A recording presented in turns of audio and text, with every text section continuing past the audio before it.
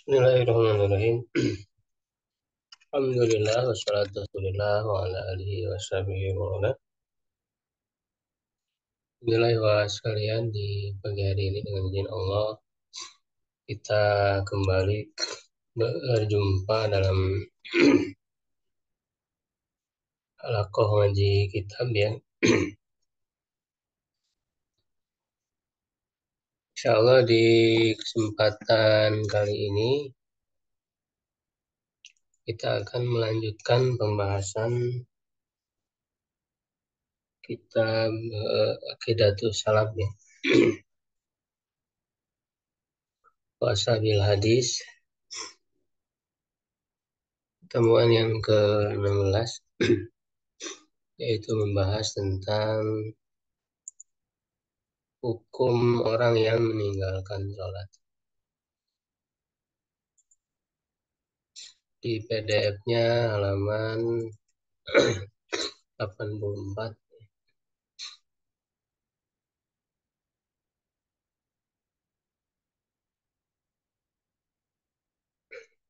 Di sini diberi judul Hukmu Tarikis Sholati Amdan. Hukum orang yang meninggalkan sholat ya secara sengaja ya.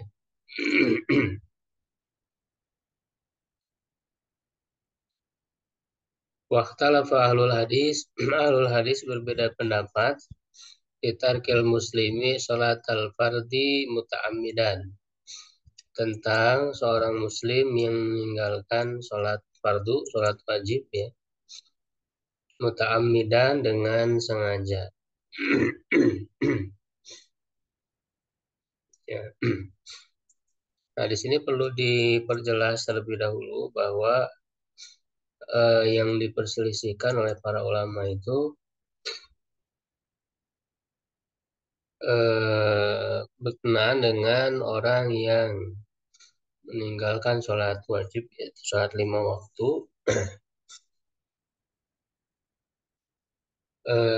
dengan masih meyakini bahwa sholat 5 waktu itu wajib.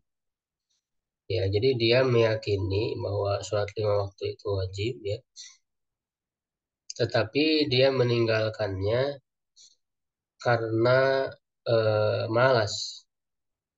Ya, karena malas, karena lalai ya, tapi melakukannya sengaja ya. Gitu. Jadi itu dulu yang harus dipahami yang menjadi mahalun nizanya.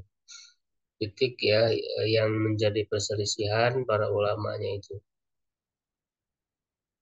Ya, jadi kalau di luar itu beda hukumnya.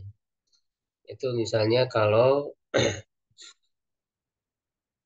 meninggalkannya itu karena menentang kewajibannya. Jadi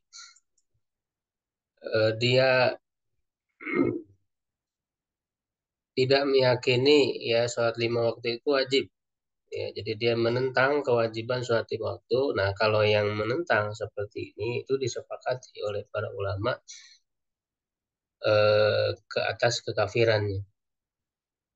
Ya, jadi kalau orang meninggalkan sholat 5 waktu karena menentang ya akan kewajibannya, ya maka itu disepakati kekufurannya.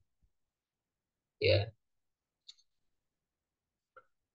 atau misalnya kalau meninggalkan sholatnya karena lupa ya tentu itu sepakat ya tidak dihukumi kafir, sehingga dibatasi di sini dengan sengaja ya. Ya, jadi muta'ammidan gitu. Artinya sebaliknya kalau yang tidak sengaja ya karena lupa gitu ya, nah itu tidak dihukumi kafir. Nah, kemudian juga yang dimaksud di sini meninggalkan sholatnya itu secara keseluruhan. Ya, jadi sama sekali tidak sholat. Ya, sama sekali tidak sholat. Kalau hanya meninggalkannya hanya beberapa gitu ya, nah, tentu itu juga disepakati tidak kafir. Ya, disepakati tidak kafir ya hanya tentu itu adalah dosa besar yang menyebabkan pelakunya bisa masuk ke dalam neraka ya sebagaimana dalam Al-Qur'an kan disebut masalah kafum fisakor ya qalu lam naku minal musallin. Apa yang menyebabkan kalian masuk ke dalam neraka sakor ya mereka mengatakan kami dahulu tidak sholat. Ya, jadi tidak sholat itu dosa yang paling besar ya dari semua dosa besar yang urutan paling pertama adalah meninggalkan sholat lima waktu. Ya, jadi lebih besar daripada melakukan keharaman-keharaman ya. Jadi, dosa yang paling besar nomor satu adalah meninggalkan sholat lima waktu ya. Jadi walaupun hanya beberapa ya, tetap dia dosa yang sangat besar. Tetapi disepakati tidak kafir kalau hanya meninggalkannya sebagian ya atau beberapa saja ya atau bolong-bolong misalnya ya. Kalau dia masih ada sholatnya begitu ya. Tapi eh, bolong-bolong, males-malesan ya, nah, tentu itu tidak dihukumi kafir.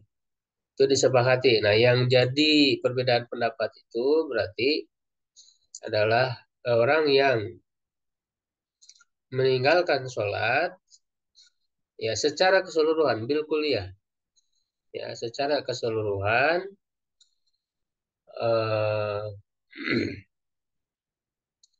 apa namanya dengan sengaja ya, ya dengan sengaja dan tetap meyakini kewajibannya. Jadi itu yang menjadi perselisihan para ulama bahkan sejak era salaf ya para ulama salafus saleh mereka berbeda pendapat. Ya, jadi titik perbedaan pendapat di situ. Ya, nah di sini disebutkan pendapat yang pertama adalah mengkafirkannya. Ya, fakaffarohu bidzalika Ahmadu bin Hanbalin. Maka Imam Ahmad bin Hanbal ya rahimahullah taala mengkafirkannya wa jama'atun min ulama salafi dan sekelompok dari para ulama salaf ya.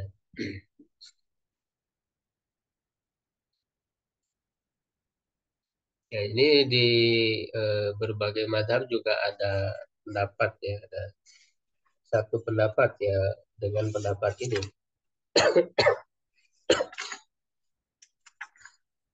Ya dalam mazhab Malik gitu ya, dalam mazhab apa namanya Syafi'i juga ada satu wajah ya yang berpendapat dengan pendapat ini.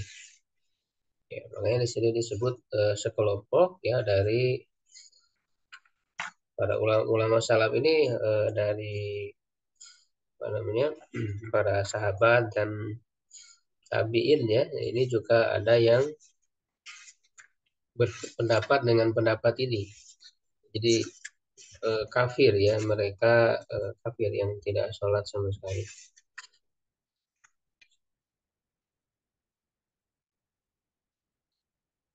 Rahimahumullahu ajmain wa ahrajuhu bihi minal Islam.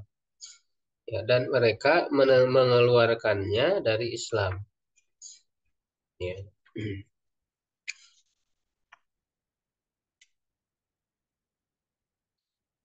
Nah, apa dalil yang melandasinya? Ya lil khabari sahihi al-marwi dari Nabi sallallahu alaihi wasallam. Ya. Berdasarkan hadis yang sahih yang diriwayatkan dari Nabi sallallahu alaihi wasallam bahwa beliau sallallahu alaihi wasallam bersabda bainal abdi wasyirki tarkus salat. Ya, antara hamba dan kesyirikan ya adalah meninggalkan sholat faman taraka sholata faqad kafar. Maka siapa yang meninggalkan sholat ya sungguh dia telah kafir. Ya, atau dalam redaksi lain itu al-ahdu ya bainana.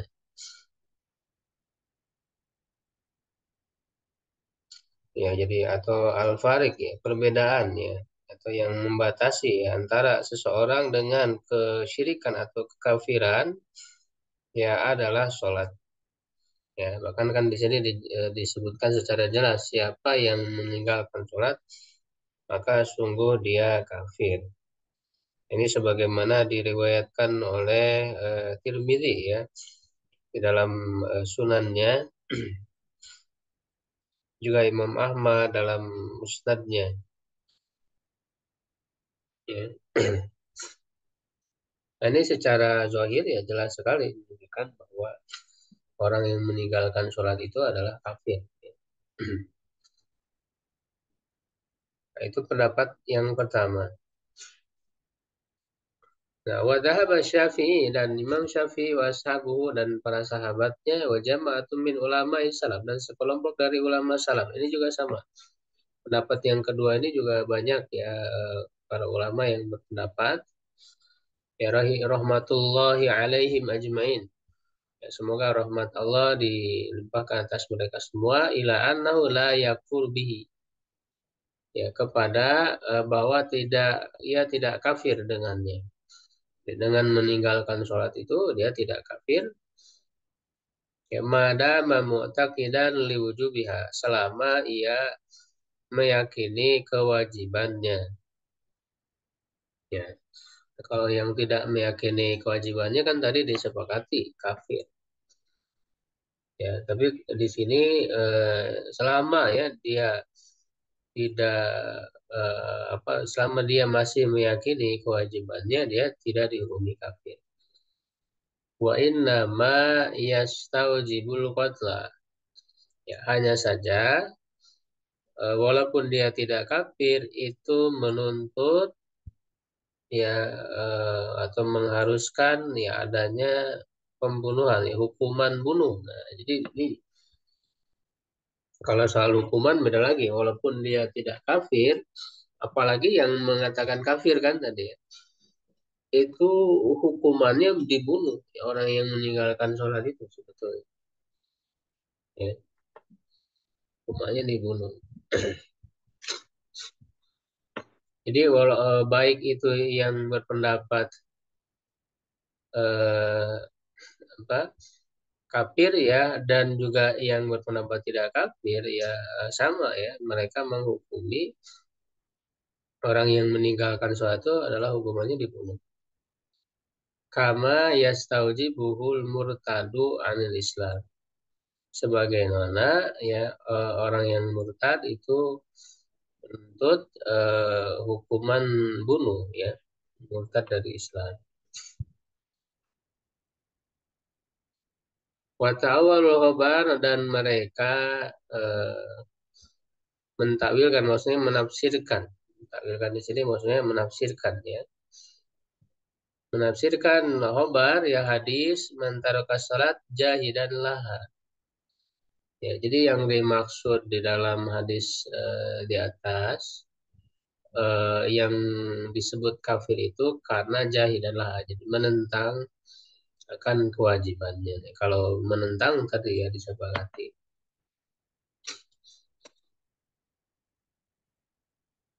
Kama baro subhanahu an Yusuf alaihi salam. Ya, sebagaimana Allah Subhanahu wa taala memberitahukan ya mengabarkan tentang Yusuf alaihissalam. Karena kala bahwa dia berkata, "Inni taraktu millata qaumin la yu'minuna billahi wa hum bil akhirati hum kafiruna."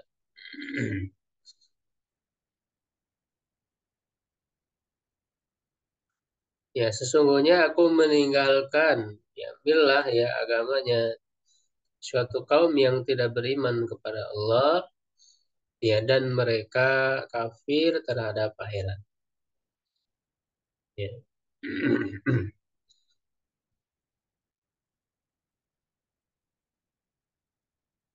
Nah, di sini yang menjadi dalil ya, menjadi bukti bahwa yang dimaksud ya di dalam hadis itu ada kata jahidan lahu. Jadi meninggalkan sholat itu karena menentang ya, menentang kewajibannya. Nah, ini sebagaimana dalam ayat ini contoh saja ya. Ini contoh apa namanya redaksi ya, redaksi yang menyebut tarok tuh aku meninggalkan. Nah, jadi sini kan Nabi Yusuf alaihissalam mengatakan aku meninggalkan agama kaum ya, milah suatu kaum ya. Nah, apakah Nabi Yusuf ini meninggalkannya dia itu apa namanya eh, karena memang masuk ya atau terlibat di dalam kekafirannya ya lalu lalu meninggalkan kaum itu ataukah meninggalkannya karena menentang ya dalam dalam redaksi ayat ini. Jadi Nabi Yusuf meninggalkan ya milah kaumnya itu ya apakah dia sembari ya meyakini apa namanya kebenaran kaum itu tapi hanya kemudian meninggalkan gitu ya, meninggalkan saja ya Nabi Yusuf masih meyakini misalnya kebenaran kaum tersebut ya atau ikut terlibat dalam kekafiran kaum tersebut ataukah meninggalkan itu karena menentang. Nah, tentu dalam ayat ini Nabi Yusuf yang meninggalkan kaumnya itu karena menentang gitu. Ya, karena menentang kaum tersebut. Nah, begitu juga dalam dalam redaksi sholat tadi, redaksi hadis tadi ketika disebut mereka ya atau seorang hamba meninggalkan sholat, meninggalkannya itu juga dipahami ya jahidan lahu. Jadi sebagai contoh penerapannya ya. Makanya di sini dijelaskan walam yaku talabasa bi kufrin ya farokohu. Ini kebalik hurufnya ya, bukan korofahu tapi farokohu meninggalkannya. Atau di kitab saya ini ada fa-nya ya, ada tambahan huruf fa, fa farokohu. Walam yaku talabasa bi kufrin fa farokohu ya. Jadi Nabi Yusuf itu tidak terlibat atau tidak masuk ya ke dalam kekafiran lalu lalu beliau meninggalkannya. Walakin tarokahu jahidan lahu. Ya, tetapi beliau meninggalkannya ya karena menentangnya. Ya, jadi yang menjadi bukti ya, yang menjadi penguat bahwa arti dari meninggalkan kaum di sini adalah karena menentang. Nah, maka cara memahami seperti ini diterapkan juga kepada hadis tadi ya bahwa seorang hamba meninggalkan sholat itu karena dia menentangnya, menentang kewajibannya. Ya, nah ini adalah penafsiran ya dari kelompok yang kedua ya, kelompok ulama yang kedua yang berkesimpulan bahwa orang yang meninggalkan sholat secara keseluruhan tidak kafir ya, asalkan tentu ya dia masih beriman ya di dalam hatinya eh, kemudian juga tadi ya masih meyakini ya kewajiban sholat ya wajibnya sholat lima waktu. Dan juga sebetulnya ada ya syarat lain yang apa namanya pada pendapat yang kedua ini yaitu dia tidak meninggalkan sama sekali amalan dari Islam ya tidak meninggalkan sama sekali amalan dari Islam. Jadi adalah gitu walaupun misalnya dia tidak sholat sama sekali ya dia ada mengamalkan ya tapi ini memang eh, apa namanya agak sulit ya pada kenyataannya ya Karena kalau orang sholat aja ditinggalin ya, apalagi amalan yang lain kan. Gitu. Misalnya dia masih mengeluarkan zakat, misalnya atau mungkin amalan-amalan sunnah ya seperti sodako, gitu kan. Tapi memang dia lakukannya itu benar untuk niat ibadah, ya. Untuk niat ibadah ya, sodakonya ikhlas ya, karena Allah.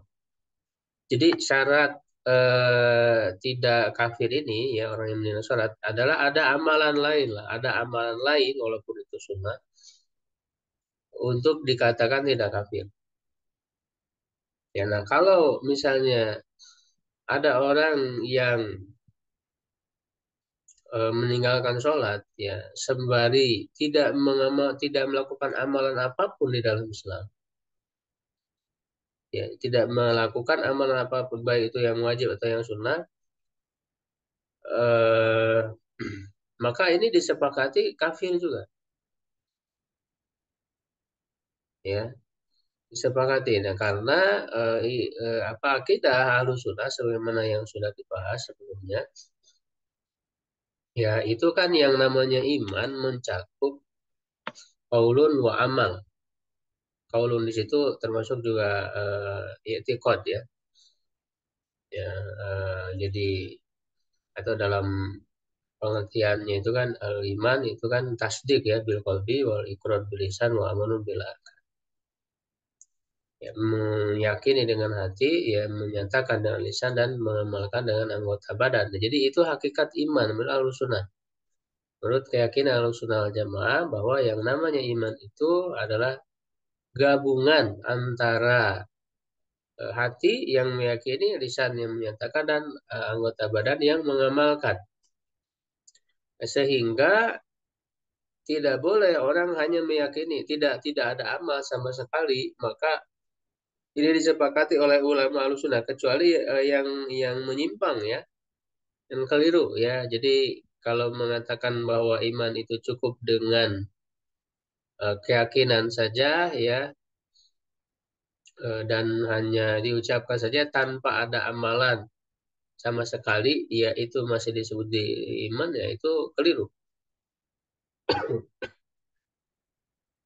Ya makanya kan itu adalah keyakinannya Murji'ah, orang-orang Murji'ah. Ya, orang Murji'ah meyakini bahwa iman itu hanya keyakinan saja, amal tidak berpengaruh kepada iman sama sekali. Makanya kan mereka menyamakan imannya Abu Bakar dengan orang yang paling fasik sekalipun. Karena dianggap iman tidak bertambah dan berkurang, ya amal tidak berpengaruh kepada iman. Nah, itu adalah pemahaman yang keliru, pemahaman yang menyimpang. Ya, jadi pemahaman yang benar itu adalah iman itu mencakup gabungan tadi, ya hati, ya kemudian lisan dan juga anggota badan, yaitu lengkap semuanya sehingga eh, untuk orang itu dikatakan beriman, ya dikatakan beriman dia mesti tadi ya hatinya meyakini ya enam rukun iman, kemudian lisannya juga menyatakan itu ya syahadat misalnya kalau sebelumnya dia kafir ya muslim lalu masuk Islam dia bersyahadat, menyatakan syahadat dan mesti ada amalan. Nah maka di sini yang disebut dengan jinsul amal ya, jadi amalan apapun. Untuk syarat dia menjadi beriman itu amalan apa saja ya, eh, baik itu sholat ataupun yang lainnya ya, bahkan yang sunnah sekalipun ya asalkan tadi dia niatnya ikhlas karena Allah. Karena kan ada orang yang berbuat kebaikan ya, misalnya silaturahim ya, membantu keluarga misalnya, bantu orang lain, yang namanya manusia kan ada saja, tetapi kalau mereka melakukan hal itu hanya untuk kepuasan dirinya saja gitu ya, bukan untuk Allah, bukan karena Allah, ya, tidak dengan ikhlas karena Allah, itu tidak dianggap, ya tidak dianggap kan kebaikan-kebaikan karena Kalau kalau tanpa niat ya sebagai bentuk ibadah kepada Allah ya orang kafir juga sama kan melakukan. Orang kafir juga akan sama melakukan itu. Ya sehingga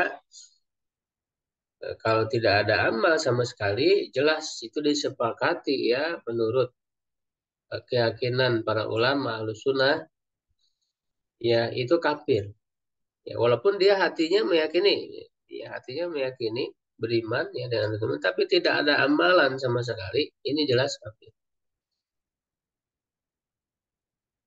Ya, tidak ada amalan sama sekali, ya jelas kafir. Nah, ini berbeda dengan kelompok Murji'ah tadi. Ya, Murji'ah walaupun tidak beramal sekali tetap dianggap beriman. Nah, ini keliru. Ya, ini keliru. Ya, jinsul amal. Nah, adapun masalah meninggalkan sholat tadi ya walaupun dia misalnya mengamalkan yang lain ya mengamalkan yang lain ya baik yang wajib atau yang sunnah apakah dia kafir atau tidak nah ini yang jadi titik perbedaan pendapatnya ya titik perbedaan pendapatnya jadi ada wilayah-wilayah dari para ulama itu ya khususnya para ulama salafus saleh berbeda pendapat ya ada dalam masalah rincian akidah ini ya apalagi terkait dengan hukum ya. Ada saja, tetapi kita harus tahu mana titik yang menjadi perbedaan pendapatnya, ya, dan mana titik yang disepakatinya, ya, gitu.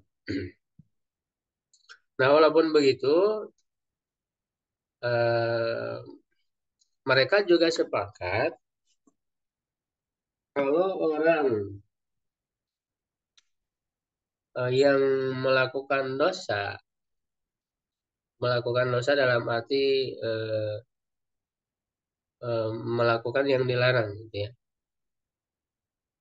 Melakukan yang dilarang, melakukan perbuatan maksiat ya membunuh ya mencuri berzina misalnya ya nah itu tidak dihukumi kafir ya tidak dihukumi kafir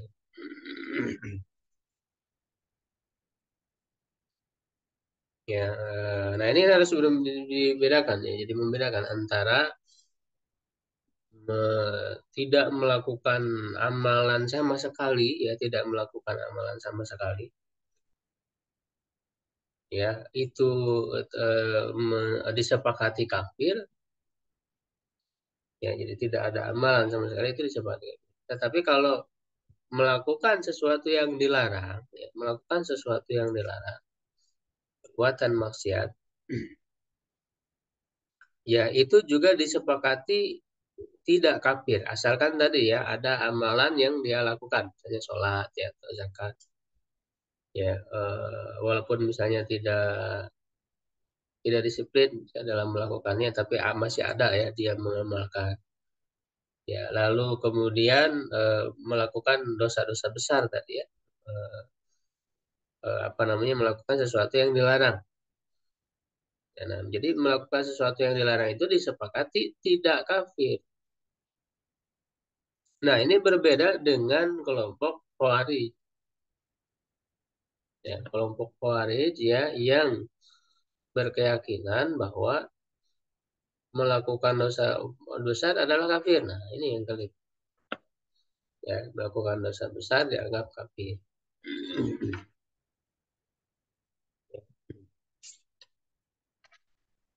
Nah, itu ya berkenaan dengan permasalahan ini. Insya Allah jelas ya. Kita lanjut nih sedikit ya ke permasalahan berikutnya ini pendek ya apa namanya uraiannya yaitu berkaitan dengan perbuatan hamba ya, perbuatan hamba. Jadi diberi judul Aqidatu Ahlussunnah wal Jamaah fi khalqi af'alil ibad. Akidah Ahlussunnah wal Jamaah ya tentang penciptaan perbuatan hamba. Nah, tentang tema ini, pembahasan ini, bahkan Imam Bukhari menulis secara khusus ya kitab berkenaan dengan ini, itu Khalqu Af'alil Ibad ya. Itu Imam Bukhari ada menulis secara khusus permasalahan ini. Nah, ini menjadi satu pembahasan khusus dalam akidah ya, dalam akidah ya, bahwa amalan-amalan yang dilakukan oleh hamba itu ya adalah makhluk ya diciptakan oleh Allah Subhanahu wa taala. Ya, ini juga terkait erat dengan pembahasan takdir juga ya sebetulnya. Ya, jadi memang tidak keluar ya semua yang ada makhluk ya baik itu makhluknya ataupun perbuatannya itu semua adalah makhluk ya yang diciptakan oleh Allah. Jadi termasuk perbuatan yang dilakukan oleh hamba ya itu diciptakan oleh Allah Subhanahu wa taala. Nah, cuman hamba itu juga diberikan apa kemampuan ya. Jadi diberikan jadi hambanya berkehendak ya Allah juga apa namanya menghendaki ya berkehendak. Nah, cuman kehendak Allah itu tentu belum tentu menunjukkan ridho ya. Nah, jadi misalnya seseorang melakukan dosa keburukan ya. Nah, itu kan adalah pilihan dari seorang hamba. Hamba punya kehendak, oleh Allah diberi kehendak. Ya, dengan kesadaran dirinya orang itu melakukan perbuatan dosa. Nah, tapi orang melakukan perbuatan dosa ya mampu melakukan itu juga dengan izin Allah kan, dengan izin Allah, dengan kehendak Allah juga. Dia bisa melakukan itu, tetapi walaupun Allah berkehendak ya mengizinkan ya hamba itu melakukan dosa, tapi Allah kan tidak ridho.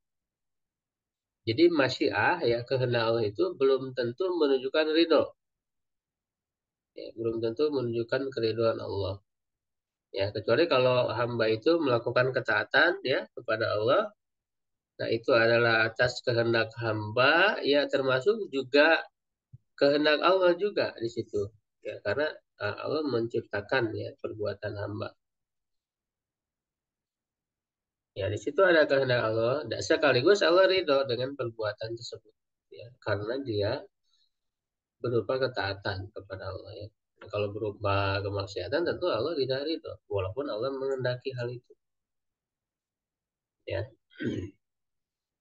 Gitu. Nah, ini eh, sangat penting sekali prinsip akidah dalam hal ini, karena nanti ada kelompok-kelompok yang menyimpang.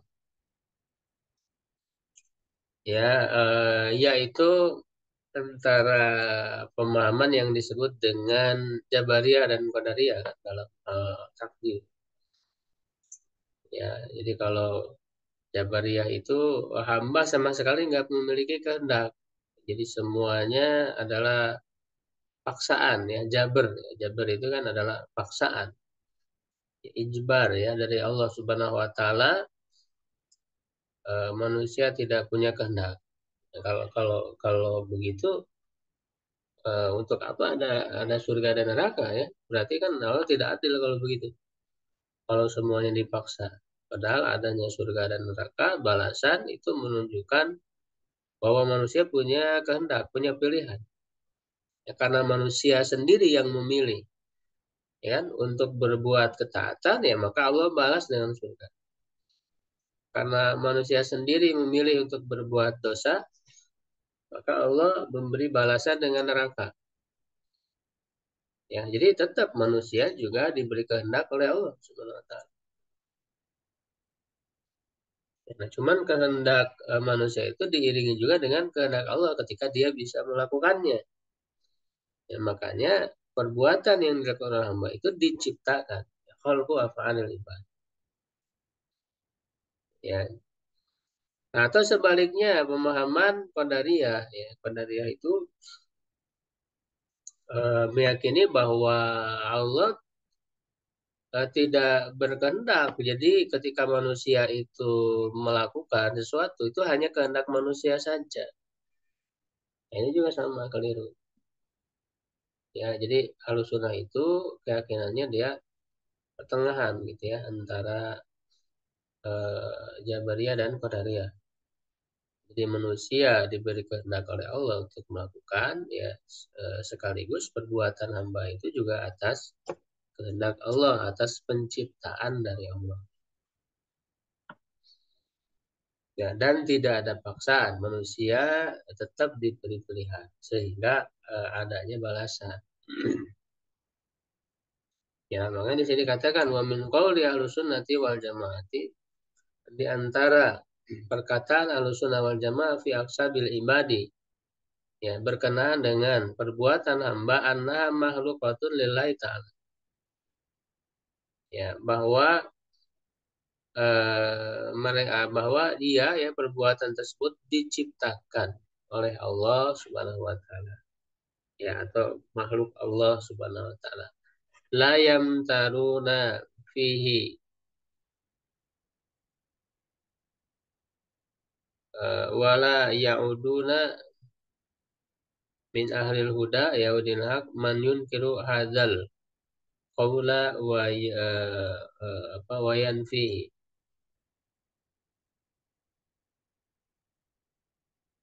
Ya, mereka tidak mengada-adakan dalam hal itu, maksudnya ahlus sunnah tadi ya.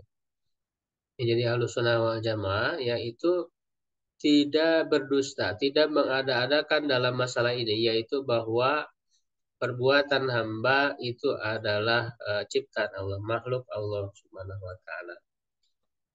Ya, itu adalah keyakinan yang benar.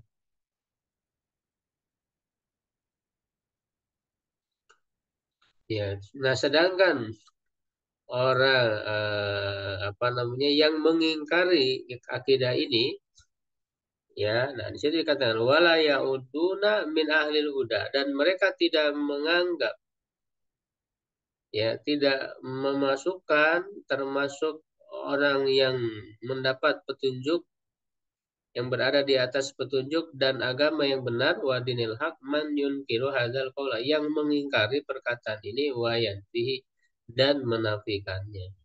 Jadi orang yang mengingkari keyakinan ini, ya perkataan ini, ya dan menafikannya itu tidak termasuk orang yang berada di atas petunjuk, tidak termasuk ahlu sunnah wal jamaah, ya yang tidak mengatakan bahwa perbuatan hamba itu diciptakan oleh Allah.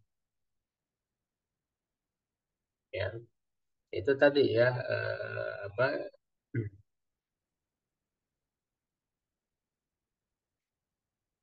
Qadariyah ya. Jadi Qadariyah yang meyakini bahwa Allah tidak menciptakan perbuatan hamba, tapi hamba itu sendiri yang menciptakan perbuatannya. Nah, ini keyakinan Qadariyah. Ya.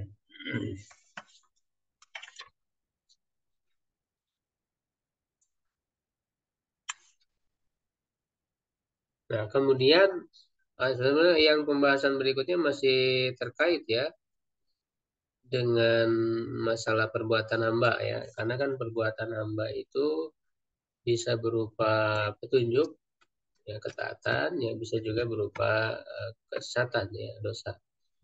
Makanya di sini dijelaskan tentang masalah hidayah dan kesesatan. Nah, semuanya adalah dengan kehendak Allah. Nah, di sini dikatakan wa yashhaduna anna Allah taala yahdi man yasha'u ila dini. Dan mereka bersaksi ya, maksudnya berkeyakinan bahwa Allah taala itu memberi petunjuk kepada yang Dia kehendaki kepada agamanya, wa yudillu may yasha'u anhu, dan menyesatkan yang Dia kehendaki darinya, dari agamanya. La hujjata liman adallahu Allahu alaihi, ya tidak ada hujah bagi Allah yang sesat, yang Allah sesatkan atasnya. Ya, tentu ketika Allah menyesatkan itu tidak berarti hamba itu tidak ada pilihan, tidak. Karena kan tadi ya seiringan ketika hamba itu punya kehendak yang itu merupakan ciptaan Allah, sekaligus juga Allah berkehendak mengizinkan, tetapi belum tentu ridho, gitu kan? Ya, wala udhra lahu, tidak ada uzur baginya ya di sisinya. Qala Allah azza wa jalla qul falillahil hujjatul balighah. Ya, bagi Allah lah hujjah yang kuat ya. Falau sya'ala hadakum ajmain.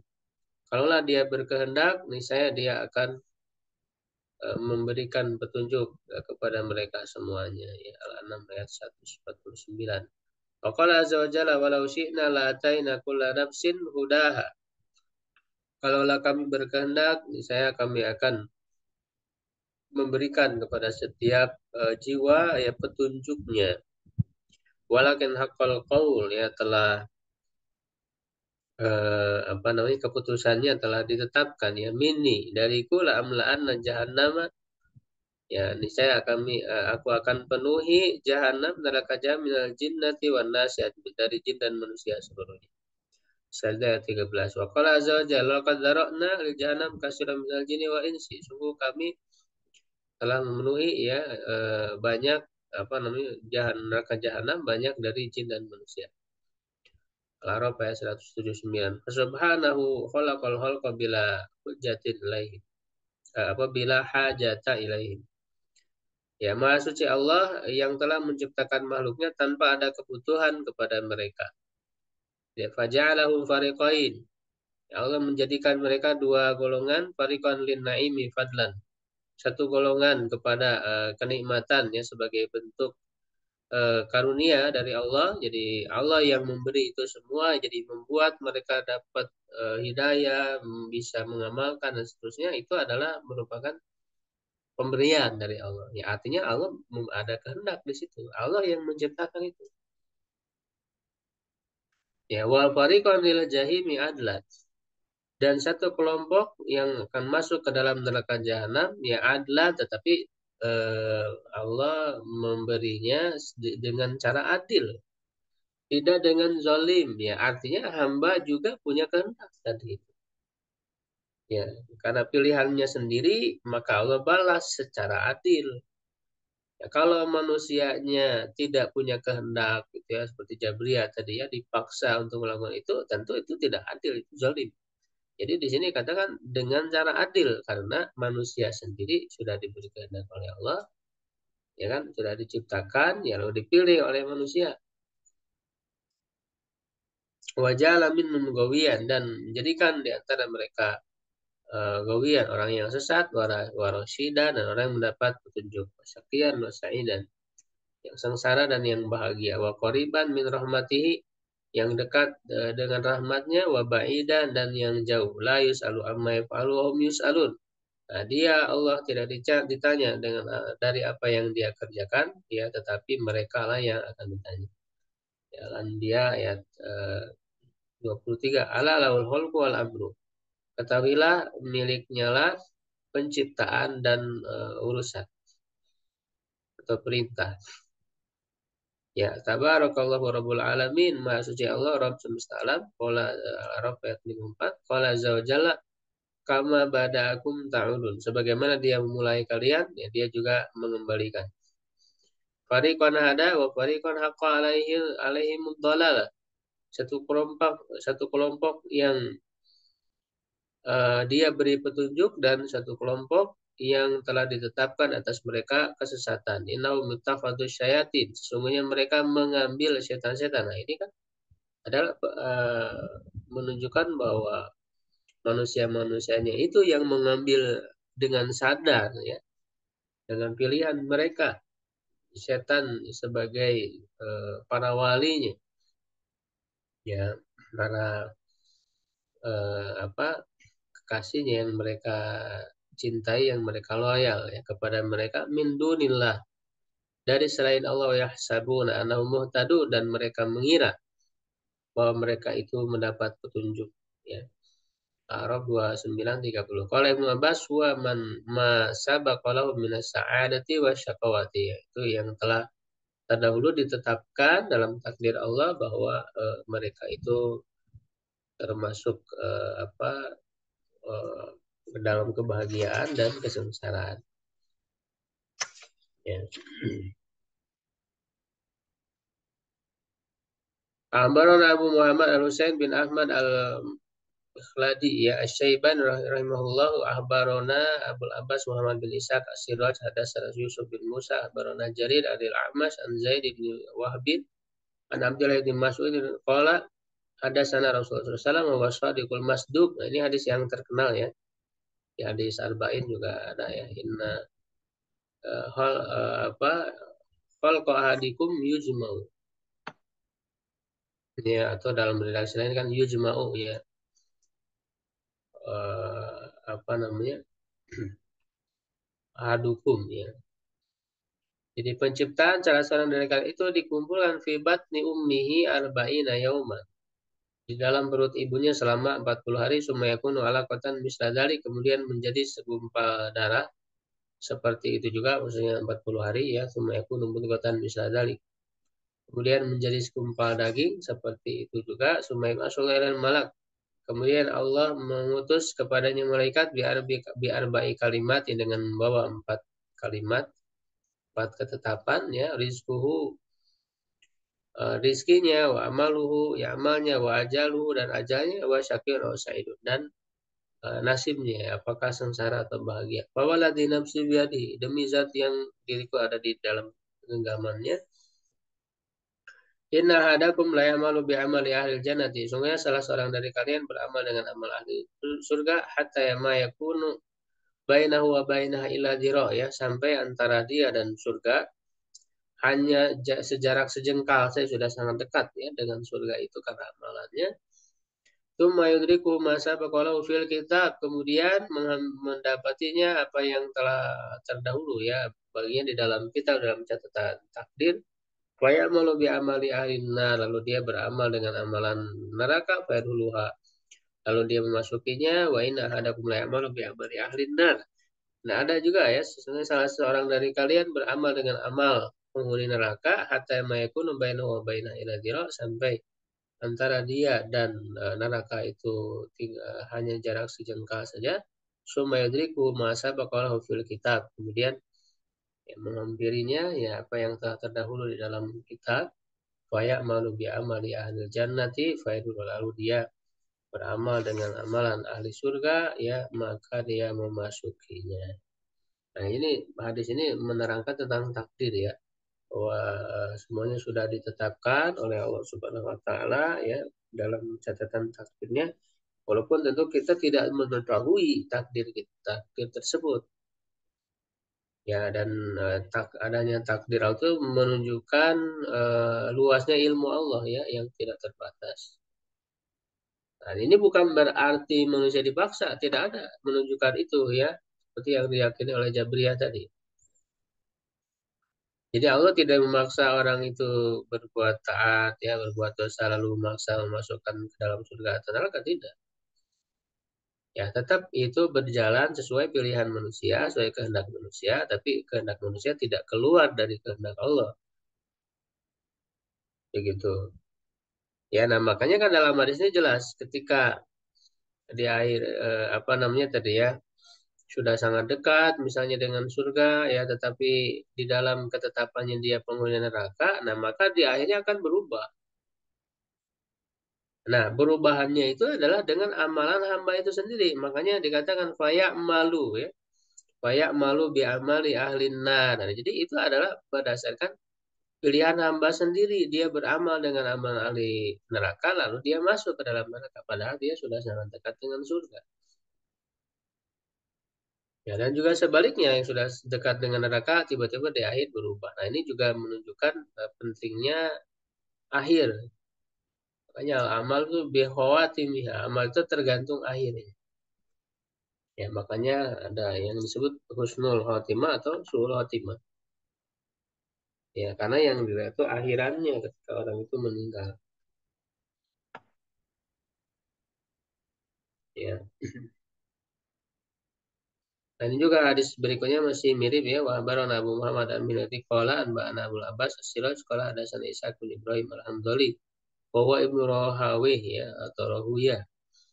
Qala anbana Abdul Samad bin Abdul Hawaris qala hadatsana Hamad bin Salama an Hisham bin Urwa an Abi an Aisyah anna Rasulullah sallallahu alaihi wasallam qala inna rajula ya'malu amala ahli jannah Wa inna la maktubun fil kitabi annahu min ahlin nar fa idza kana inda mauti tahawwala. Ketika meninggalnya dia berubah. Fa amila bi amali ahlin nar. Famata fadahulan nar wa inna rajula ya'malu bi amali ahlin nar wa innahu la maktubun fil kitabi annahu min ahlil jannah. Fa idza kana qabla mauti amila bi amali ahlil jannah famata fadahulal jannah. Ya, nah itu apa namanya sangat jelas sekali ya bahwa semuanya tidak akan keluar dari kehendak Allah, dari takdir Allah ya. Tapi manusia itu sendiri juga sudah diberi kehendak ya, pilihan ya untuk melakukan itu semua sehingga Allah memberi balasan kepada mereka itu secara adil ya. Kira itu sangat jelas ya, mudah dipahami ya. Kita harus sunnah kebenaran itu insya Allah tidak sulit, bisa dipahami, diterima, diyakini oleh kita semua. Mudah-mudahan Allah Subhanahu wa taala selalu memberikan taufik ya kepada kita ya kepada jalan yang benar ya, jalan yang lurus. Amin ya rabbal alamin.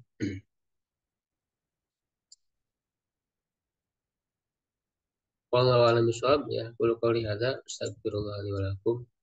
Assalamualaikum warahmatullahi wabarakatuh. Waalaikumsalam warahmatullahi wabarakatuh. Jazakumullah khair.